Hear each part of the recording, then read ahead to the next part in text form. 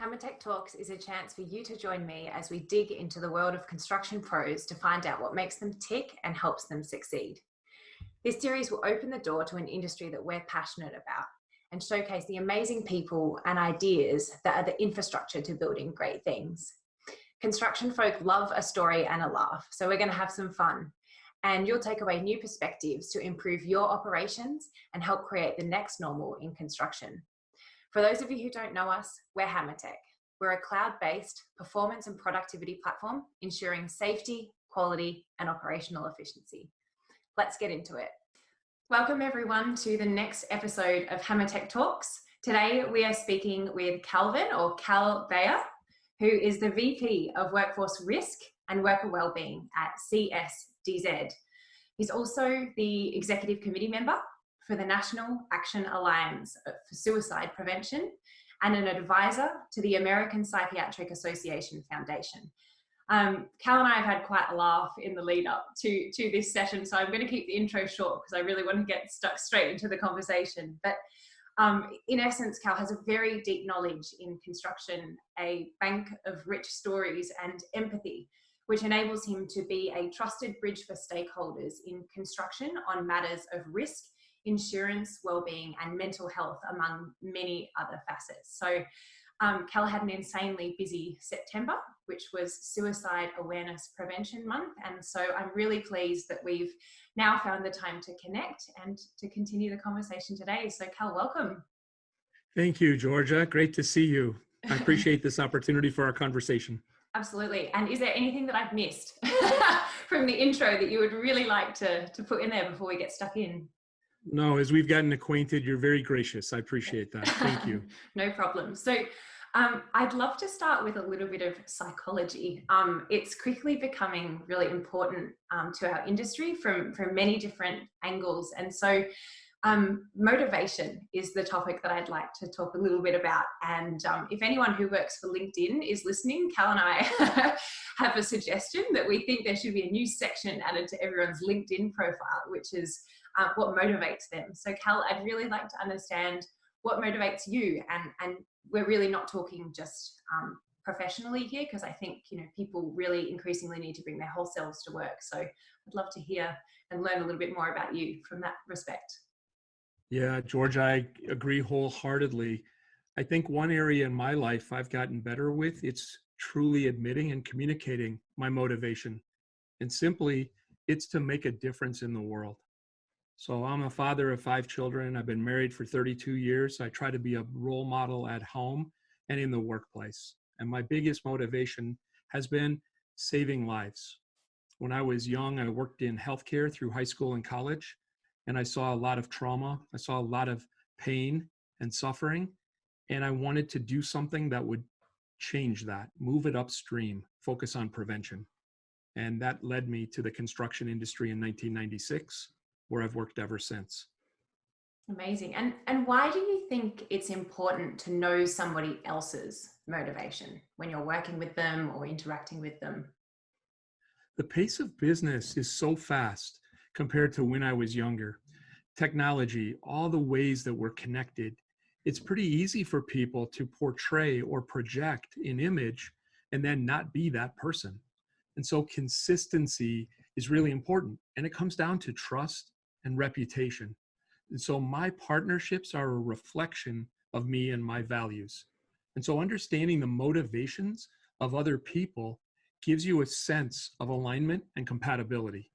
And so I look for values, vision, and vigor as 3 components. Does this person have the same shared values?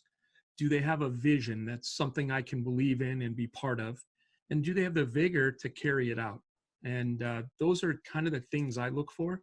And lastly, I think the big part that I think about is strategic partnerships. If I want to change the world, I want to find like-minded people who want to make a dent in their part of the world. And I think that's where you and I struck a responsive chord and started our partnership as well. Commonality, right? Yeah, absolutely. It's like, we were saying it's important for everyone to be able to butter their bread. Ultimately, a lot of us have a job to do. So we have to be upfront about what that is, but also recognizing that money doesn't doesn't equal success. It doesn't equal sales. It doesn't equal change. And so being really creative to find ways to use the limited resources that we all have to really drive those messages and action forward. It's really important to us as well. I really appreciate that perspective, because too often people solely focus on the financial aspects, not the non-financial aspects of a partnership.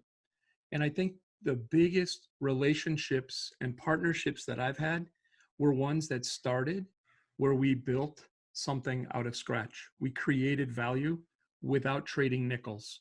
And then they became these really important relationships where they were financial and it became lucrative, but there was trust, respect, and a process, commitment to following through. Mm. When we were talking about some of your experiences, I was really curious about your approach to shifting the needle when it comes to change. And while a lot of your experience has been around raising awareness of suicide prevention and mental health, the fact that when you embarked on it, and we can get into that a little bit more, but you knew it was a really long game, and many, construction needs to embark on many big changes, which are a long game and require a deep investment. And so I think, without wishing to undermine the importance of the epidemic of suicide in construction, I think what's really incredible is the remarkable campaign that you embarked on at the start and really looked at it as this process holistically that I think is translatable to so much other change that we're trying to and action that we're trying to bring about to improve the industry that we both work in. So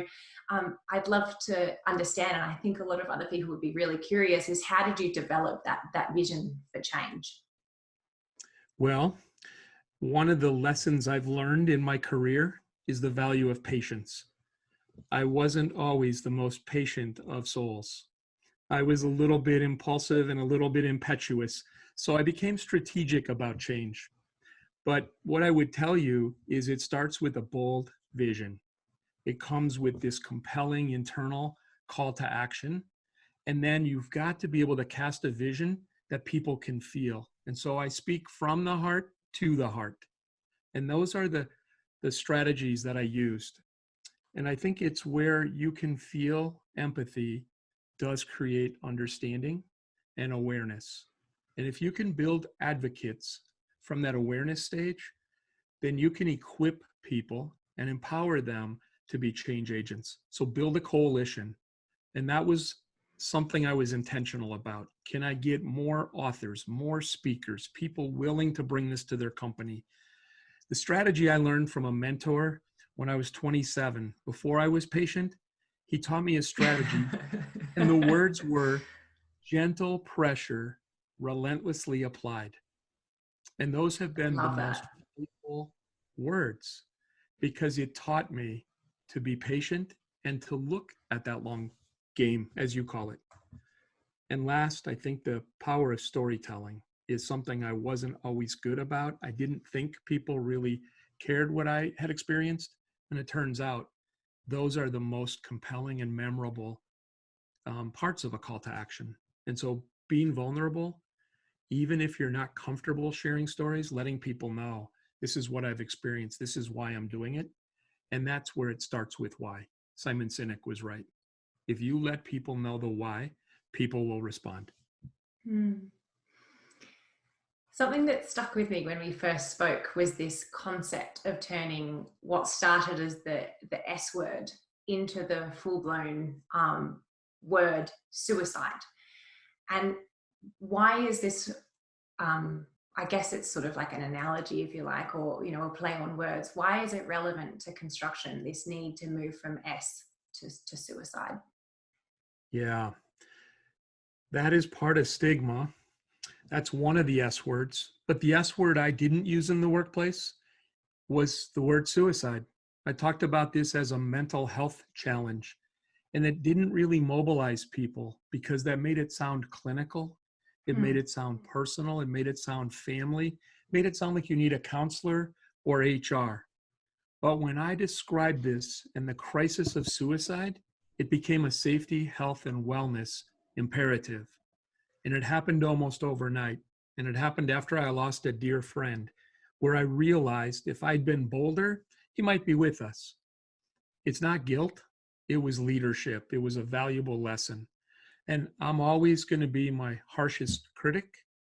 But I knew in the end that Jeff knew that I loved him and I knew that he loved me. Nothing was going to bring him back. So there was no sense being guilty. But what could I do to keep others from slipping through the cracks? And what I decided, with the help of Dr. Sally Spencer Thomas, another mentor, I've got to talk about mental health and suicide prevention. And like most things in life, this is not an either or, it's a both and imperative. And once I realized that, this went almost viral. And I'm really proud to see how our industry has responded. And so what's your process been for implementing that vision over, I think it's been, I think you said 2014, 2015 is when you really committed to this cause. Yeah, and Georgia, my first workplace suicide prevention project was in the early 1990s. Oh, really? But the Awesome. first trigger for construction was thinking about it post 9/11, seeing construction workers show up at the Trade Center side by side with the first responders that were getting all the attention. And I always say, rightly so, they risked their lives, but construction workers were side by side in the same traumatic environment. And there was no research being done. We didn't know how to take care of those folks. We didn't even know how to ask them. And the same thing happened post-Hurricane Katrina. And a gentleman who mentored me, Bob Vanderpoel, was an expert in critical incident response. And post-Hurricane Katrina, he was in New Orleans. I was traveling the country teaching people emergency preparedness, disaster response, and critical incident management. And Bob said, I think we're going to see worse things to come. So we started doing workshops and seminars. But the real effort started in 2014. I moved my family from the state of Minnesota to the state of Washington. I left the insurance industry, went to work for a construction company who gave me a green light to bake mental health and suicide into our safety and risk culture. And then we started a media saturation campaign to write articles in various trade publications to reduce stigma. And then further stigma reduction techniques were really simple. Hard hat stickers, wallet cards, and then fortunately the Construction Industry Alliance for Suicide Prevention was formed by my friends at the Construction Financial Management Association. And we had something that we could point people to. And that's really when the adoption grew strong. So it was a laborious process, many steps. I bet. And what are some of the barriers that you've faced through the process of implementing this vision and trying to get people on board to understand that this is something that isn't isolated? It deeply affects all different facets of our industry. So the first barrier was that barrier of self-doubt, self-confidence. Who the heck am I to take on something so big? But after my friend died, I did declare war on suicide and said, that's it. Next time, you got to come through me if you're going to take one of the good guys. And so that solved my confidence problem. Then I had to align with some really good people. So the folks I mentioned, Bob Vanderpoel, Sally Spencer Thomas, getting my friends at CFMA to write an article, other publications doing the same. And we started this snowball effect, and the momentum couldn't be stopped. And really dynamic. But the biggest barriers that we faced were the stigma that this was taboo. It's not a workplace topic, it's a family topic. And a second one was that the union contractors have union benefits. It's not really a contractor responsibility. And then a third stigma was, whose job is this? Is it HR? Is it safety? Is it risk management? Is it operations? And the reality is, we taught it's everyone's responsibility to build a well-being culture focused on mental health and suicide prevention. Takes everybody, all hands on deck. And so where are we at with the stigma at the moment, and what more can be done moving forward to I guess make it stick and make it the responsibility, as you say, of everyone involved. If you think back to how wars are won, it comes from a focused effort, and it's knowing your enemy and knowing yourself. Stigma is still the adversary. Stigma is that fear of the unknown. It's what keeps people from seeking help. It's what keeps them from believing that they can get better. So stigma is the barrier that keeps us from breaking through. And what I would say is we've made dents in its armor, but we haven't completely knocked it down. And that's what we need to do, is a full frontal assault on stigma, and to just knock it on its backside, kick its rear, if you know what I'm saying. It's hard to unroot because we have many multi-generational families in construction. This is a male concept, it's a female concept, it's a gender concept. We've got to get multicultural competency to help us really understand how to break this down in our very now becoming diverse industry. The workforce is changing. But come by saying we're going to talk about it and that we're going to make a commitment to address this with our workforce. And so with all of the work that you do in, particularly having had a really, really busy September, like you probably do every year, and with such a full book of, articles and calendar events and things like that, how do you find, how do you manage your own mental health and I guess tackle this in a sustainable way? Well, the family that I described is one of my great sources of strength. I rely on faith and some faith partners.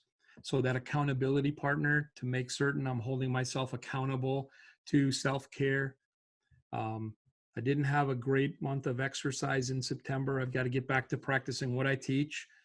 But I think diet, nutrition, hydration, those are three things during the day that are really important, and they just help me stay focused on self-care. I like to read, as you can probably tell from the bookcase. That's just one of like 3 different bookcases we have. And that one's thinned down. But I really love connecting, and I really love engaging with people and sharing ideas. And that's what fuels my passion. One question that I always like to ask people, I guess this is along the lines of stigma too. So construction and the people that work within it has a stigma of being male, white, and middle-aged. And that's really unattractive to the type of people that we're trying to bring into the industry to help us combat a lot of these issues and reinvigorate it. It's already awesome, in my opinion, but it could be phenomenal. And so what advice would you give to someone that is looking to enter construction, whether it's from the insurance side of things, whether it's from the construction and wellbeing side of things? What's some advice that you would give to them to encourage them to explore it further and take the leap? Yeah, what a great question. To me, this is such a dynamic industry. No 2 days are ever alike. There's so much diversity in our industry, from the occupancies, the type of construction, the numbers of jobs, and it's the teamwork that makes construction special. I think the pride in craftsmanship, the ability to solve problems with your brain, that critical thinking, and to just take ownership for doing something. We're building monuments, right, that last generations. And for me, the opportunity to impact the world through the built environment is powerful.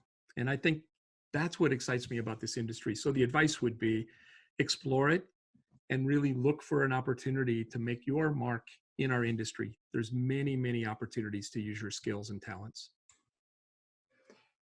And so, Cal, if people want to hear more about the work that you're doing or get in touch to have a conversation, what's the best way to reach out to you? And maybe what are some projects that people should keep an eye out for, whether it's articles or, I mean, I know we'll be releasing this, but there might be other podcasts and things like that that people would like to listen to. I think the greatest thing for me is the opportunity to use LinkedIn to share resources and information. So that's one source. Secondly, Construction Business Owner, Construction Executive Magazine. They've been really kind to give us series during COVID. 2018, Construction Executive allowed us to start putting together at least a monthly article. And so we've got a series of authors that contribute regularly on these topics. And so for me, I'd welcome anyone to follow me on LinkedIn. I'd be happy to connect with you by email at cbeyer, B-E-Y-E-R, at csdz.com. And especially if you want help figuring out how to address this topic in your company, I'll share ideas and resources with you to help you get started on that journey. And that sort of reminds me as well, you know, if someone's listening to this and they think they know someone who needs some support from, you know, whether it's a, you know, suicide prevention point of view or mental health, what are some of the signs that they should be looking out for with other people, and where is a great place to direct them or to seek help themselves? Yeah, I think that's one area we've really been focusing on, teaching people warning signs. It would be changes in behavior, recognizing that there's a difference in how that person is responding, how they're showing up differently, their behavior, their attitude, their outlook on life. Are they withdrawn? Are they engaged? Are they isolated? Have they lost hope? If you sense those things, please direct them to the National Suicide Prevention Lifeline. And that number is 800-273-8255.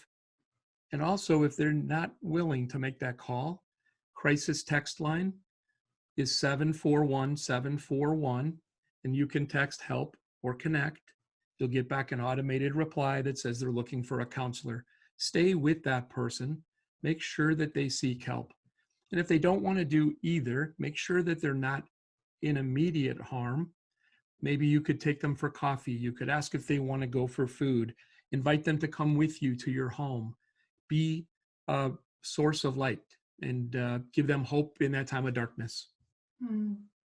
Thank you very much for sharing, Cal, both that and all the stories of how you got to where you are and your vision for the future. It's very inspiring. Well, Georgia, thank you very much. And I look forward to our continued partnership as well. Absolutely, Cal. Look forward to finding more ways to work together. Thank you. Absolutely. Thank you, Georgia.